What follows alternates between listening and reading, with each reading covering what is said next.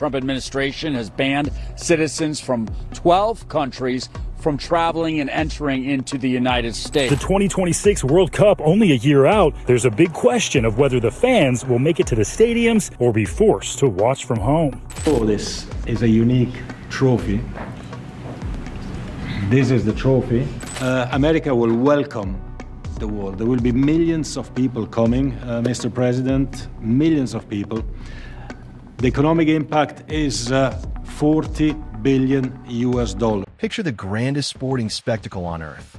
A global stage where billions tune in and millions of fans converge, now facing sudden uncertainty. A tournament meant to embody unity, worldwide enthusiasm, and cultural connection is caught in a web of political and regulatory challenges. What the game's fans have eagerly anticipated are abruptly moved to another country, or, worse, canceled entirely. It seems unimaginable, yet behind closed doors, discussions about these possibilities are already underway. Later in this story, we'll uncover just how close these plans are to becoming reality. But the warning signs are undeniable. Hit the like button. It helps us overcome the YouTube algorithm. In under 2 years, the 2026 FIFA World Cup will take place across North America. For the first time ever, 3 nations, Canada, Mexico, and the United States, were chosen to co-host this monumental event. The decision was ambitious, symbolizing unity and collaboration on an unprecedented scale. However, instead of gearing up for a seamless celebration, FIFA officials and major sponsors are now crafting backup plans. The issue isn't stadium construction or fan excitement, but trade restrictions, visa complications, and corporate unease threatening the U.S.'s ability to meet its hosting obligations. Before we go further, please hit subscribe. It truly supports the channel's growth. Signs of wavering confidence are already apparent. Emirates Airlines, which initially committed millions to advertising tied to U.S. venues, has quietly shifted $15 million to Canadian events. Industry insiders view this as more than a minor adjustment. It's a clear sign of eroding corporate faith. Sponsors are quick to sense instability, and the fact that major players are redirecting funds shows that contingency planning is no longer just talk. What was meant to be a logistical success is now a test of political resolve and global reputation. The stakes extend far beyond branding and advertisements. Hosting the World Cup is about more than showcasing athletes. It's a rare chance to wield soft power, boost tourism, and shape international perceptions. For the U.S., the event was supposed to highlight stability and openness. Instead, it risks becoming a lesson in self-inflicted setbacks. Visa hurdles, new tariffs, and lengthy bureaucratic delays are casting doubt on the inclusivity the World Cup represents. If these challenges persist, matches could be reassigned with just 90 days' notice, reshaping the tournament in ways fans don't yet anticipate, but may soon face as reality. Think about the fan experience, the soul of any major tournament. Current policies make it difficult for thousands of supporters to even enter a U.S. stadium. A broad travel ban affecting 12 nations has already excluded tens of thousands of potential attendees, including entire fan groups from teams already qualified. For those who can still travel, costs are mounting. A $250 visa integrity fee applies to most visitors, with no exemptions. At many consulates, appointment wait times stretch beyond 16 months, making it nearly impossible to coordinate tickets, travel plans, and visas. This impacts more than just ticket sales. Local organizing committees, expecting lower turnout, are already cutting back on cultural events and volunteer programs. Fan zones meant to showcase diversity may dwindle into quiet, sparsely attended areas. Instead of lively festivals, some cities could face lackluster gatherings, dimming the vibrant spirit the World Cup is known for.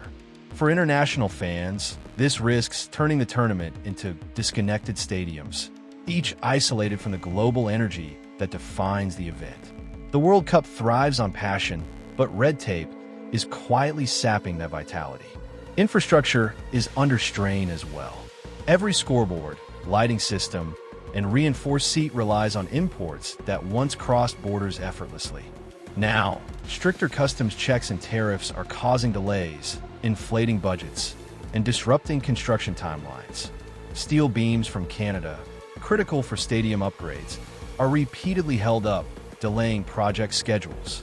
Seating installations, high-definition screens, and LED panels are arriving months behind schedule.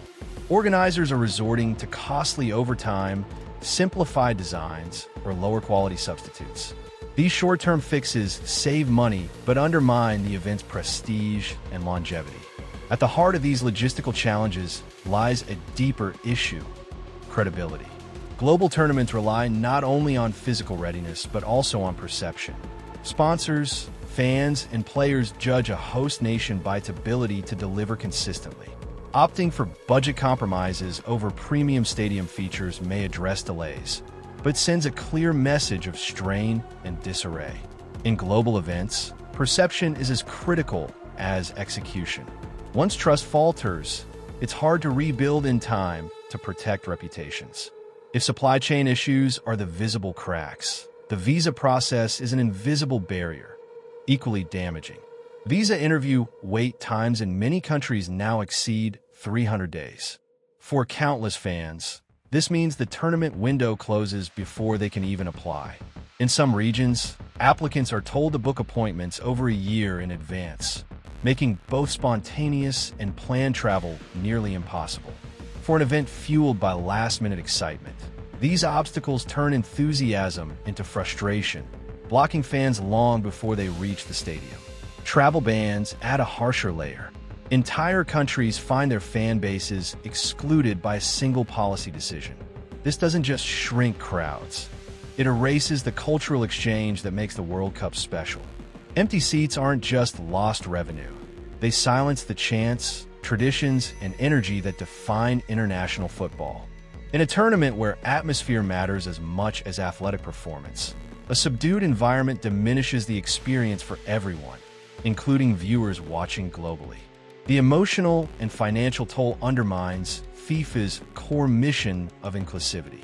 Sponsors are taking note and adjusting their strategies.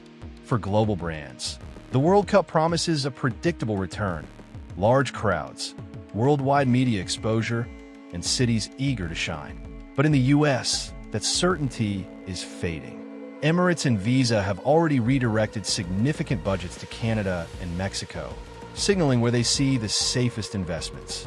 Sports apparel giants and consumer brands are quietly following, scaling back US campaigns, and focusing on cities across the borders. This shift has ripple effects. Local stadiums and host cities expecting millions in sponsorship revenue now face shortfalls. Funds for cultural festivals, fan villages, and stadium upgrades are being reduced or canceled, leading to less spectacle for fans and fewer amenities for cities. Here's the reveal we hinted at earlier. FIFA is no longer treating these concerns as hypothetical.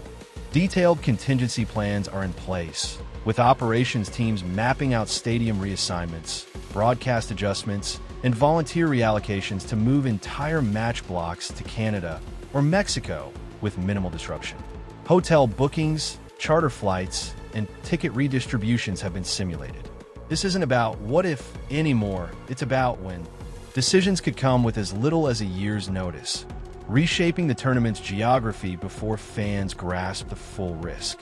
For Canada, this is both a challenge and an opportunity. Its venues, though fewer, have a proven track record. Vancouver's BC Place, with 54,000 seats, has hosted events from the Winter Olympics to the Women's World Cup final. Toronto's stadium upgrades will bring capacity to 45,000, meeting FIFA standards. Canada's streamlined entry process, visas secured in weeks or not required for short stays, gives fans and sponsors confidence that plans won't unravel. Efficient transit systems connect stadiums to urban centers, ensuring smooth travel for teams and supporters. Canada's hotel networks, tested by global events, are ready for sudden visitor surges. Cultural institutions are also preparing, positioning Canada as a welcoming host. If matches move north, Canada could solidify its reputation as a dependable global stage. Mexico offers an equally strong case. Having hosted the World Cup in 1970 and 1986, it brings unmatched historical credibility. Mexico City's Estadio Azteca is a legendary venue, capable of hosting massive crowds with an electric atmosphere. Monterrey's Estadio BBVA blends modern design with cutting-edge facilities, while Guadalajara's Estadio Akron offers fan-focused amenities. Together, they could handle high-profile matches if reassigned. Mexico's accessibility is a key advantage. Many neighboring countries require no visa for short visits, enabling spontaneous travel. For Latin American fans, Mexico offers cultural familiarity and logistical ease. Its football infrastructure, proven through international and domestic competitions, is ready to go. FIFA trusts Mexico to deliver on time without last-minute fixes, a critical factor if reallocations are needed. The economic impact on U.S. host cities could be massive. Billions in projected tourism revenue are at stake. If matches shift across borders, local economies will face significant losses. Hotels booked years in advance could sit empty. Restaurants and bars that expanded for record demand could see crippling shortfalls. Transportation providers, airlines, buses, and ride-sharing companies would lose the peak season they counted on for profits. The ripple effect would be swift and severe. Jobs are another concern. Tens of thousands of seasonal roles tied to the World Cup. Ushers, translators, hospitality staff, caterers, security, and drivers could vanish if crowds don't materialize.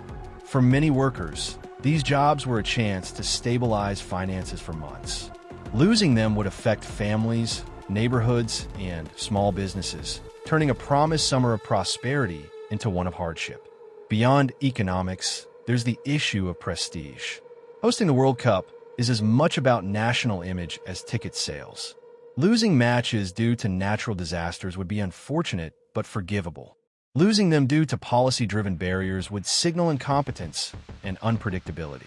Future event organizers, sports federations, conventions might see the U.S. as too risky for major gatherings, a perception that could cost opportunities for decades. In global affairs, lost trust is hard to regain. The World Cup is more than a tournament. It's a symbol of global unity. The U.S. has long used major events to project openness and leadership. A faltering World Cup would replace that image with one of exclusion and barriers. Soft power, built through culture and hospitality, depends on perception. If the world sees the U.S. as unwelcoming, the damage could affect trade, tourism, and diplomacy long after the final whistle. Canada and Mexico, meanwhile, are actively showcasing stability and inclusivity. Streamlined visas and operational readiness send a powerful message. They're positioning themselves as reliable hosts for global culture, where fans and brands can participate without fear of disruption. If the U.S. stumbles, its neighbors are ready to step in, filling the trust gap with their own capabilities. Brands see this clearly. The World Cup is an investment in visibility and connection, but no company wants to be linked to empty seats or chaos. Early moves by airlines, banks, and consumer brands signal a broader shift in confidence. Relocating matches may not ruin the tournament, but for U.S. cities, it would be a reputational blow. Instead of showcasing their strengths, they'd be remembered as places where opportunity was lost. In the global spotlight, such perceptions are hard to shake. With less than 2 years until kickoff, FIFA could decide to relocate matches with just 12 months' notice. The window for the U.S. to adjust policies, ease restrictions, and reassure partners is shrinking.